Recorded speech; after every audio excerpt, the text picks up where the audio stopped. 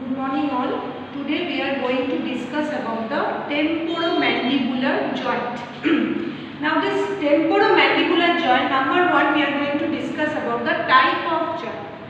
It is a synovial joint and structurally it belongs to the condylar variety of joint, because both the joints, they are acting as a single unit. So structurally this is a condylar joint, but functionally it is acting as a modified hinge joint.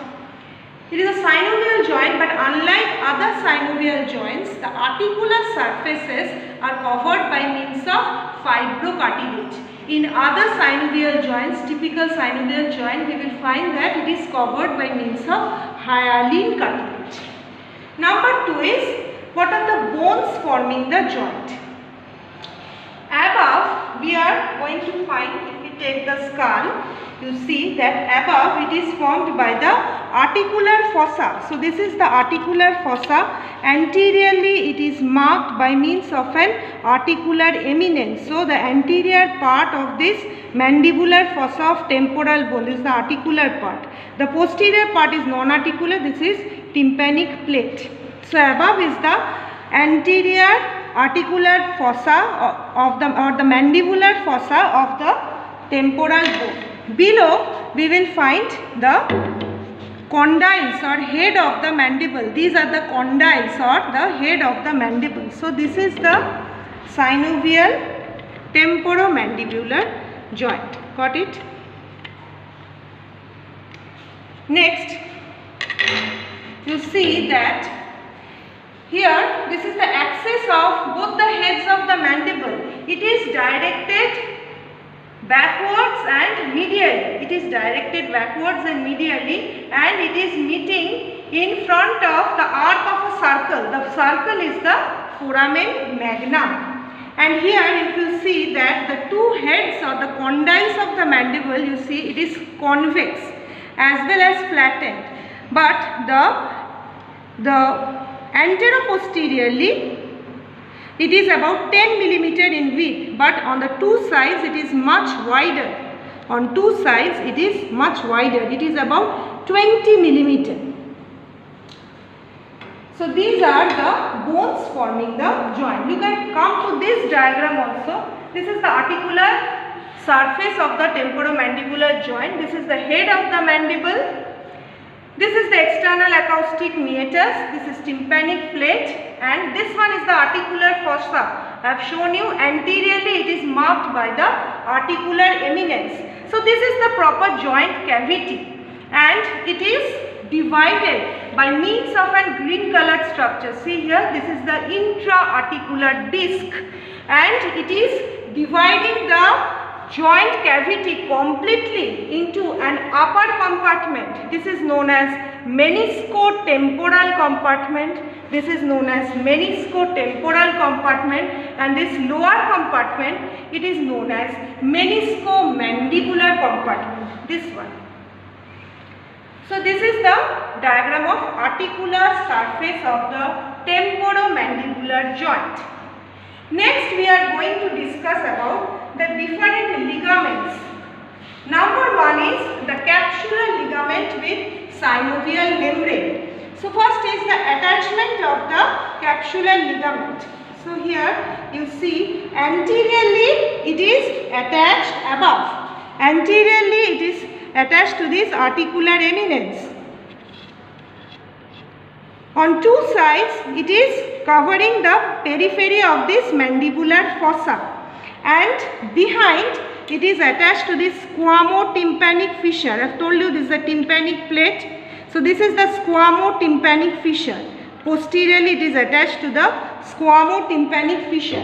Below this capsular ligament is attached around the neck of the mandible, the condyle of the mandible or the neck of the mandible. So this is the capsular ligament, and within this capsular ligament we will find there is attachment of a synovial membrane. So this here in this diagram you see this blue colored structure, the one which I have drawn with blue. This is the capsular ligament within which this purple color, this is the attachment of synovial membrane. The next important thing which I am going to discuss is this articular disc or articular capsule with green color I have drawn. This is nothing but a plate of fibrocartilage, and the above surface it is concave or convex. The below surface, the below margin, it is concave, this articular disc. It is nothing but a degenerated primitive insertion of the lateral pterygoid muscle, this articular disc. And this articular disc, as mentioned previously, it is dividing the joint cavity into two compartments, meniscotemporal and meniscomandibular. You see here there are certain subdivisions of this articular disc. The anterior most part is the anterior extension, then we will find a thick band, this is known as anterior band. Next, this part is the intermediate thin zone. The next thickened part is the posterior band. The posterior most part is divided into two lamella. The upper lamella, which is attached behind to the squamotympanic fissure, the lower lamella, which is attached with the posterior aspect of the neck of the mandible. Within this upper and lower lamella, we will find that there is presence of certain venous plexus. So this is in short about this articular disc. Next we are going to discuss about this lateral or this temporomandibular ligament. For that, let us move to this board. So here you see first diagram. This is about, I have drawn with blue color the fibrous capsule, which I have already discussed before, and this orange color structure you see, this is the lateral ligament or temporomandibular ligament. It is actually giving support to the lateral aspect of this TM joint. Above it is attached to the tubercle of the root of the zygoma. This is zygomatic arch, tubercle of the root of zygoma. It is directed laterally and backwards, and it is attached around the neck of the mandible. Below it is attached around the posterior aspect of the neck of the mandible. So this is the lateral or temporomandibular ligament. And next is the accessory ligaments. There are two accessory ligaments which I will discuss here. Number one is the sphenomandibular ligament with green color. See, I have drawn the green color. It is attached above to the spine of the sphenoid and below to the lingula. Mandible bone already taught. Below is the lingula of the mandible. So this is the sphenomandibular ligament. It is actually nothing but a remnant of the Meckel's cartilage of the first arch. And this purple color, this is another accessory ligament. This is stylomandibular ligament. It is nothing but a condensation of the deep cervical fascia. It is extending above from the styloid process, and below it is attached near the angle of the mandible. It is actually separating the parotid gland from the submandibular gland. So these are the two accessory ligaments. The fourth thing that I am going to discuss is the arterial supply of the TM joint. These are mostly supplied by branches of the superficial temporal artery and maxillary artery. And nerve supply is mostly by means of two nerves. One is auriculotemporal nerve, which is the posterior branch of posterior division of mandibular nerve. Another is mesenteric nerve, which is nothing but the branch of the anterior division of the mandibular nerve. Now the next part of our discussion is about the movement of the temporomandibular joint. Now for discussing the movement, these are the various types of movement. Before that, in the previous class I have already told you about that there are two compartments, upper compartment or meniscotemporal compartment and lower compartment or meniscomandibular compartment. In this meniscotemporal compartment there is mostly the gliding type of movement. And in the lower compartment or meniscomandibular compartment, there is mostly rotational type of movement or hinge type of movement. Now this hinge movement or this rotational movement, it mostly occurs around one transverse axis, and There is one resting position and one occluding position of the mandible. What is resting position? That is in our normal resting state, there occurs mostly 2 to 4 millimeter gap between this maxillary teeth and mandibular teeth. But in occluded position, the two teeth they are opposed. They are opposed with each other, and this is the most stable position. This mandible, this mostly helps in the mastication as well as in the articulation, the speech also. So these are the various movements. Number one, I have told you, this is the protrusion movement. Protrusion means what? It is the forward movement of the chin.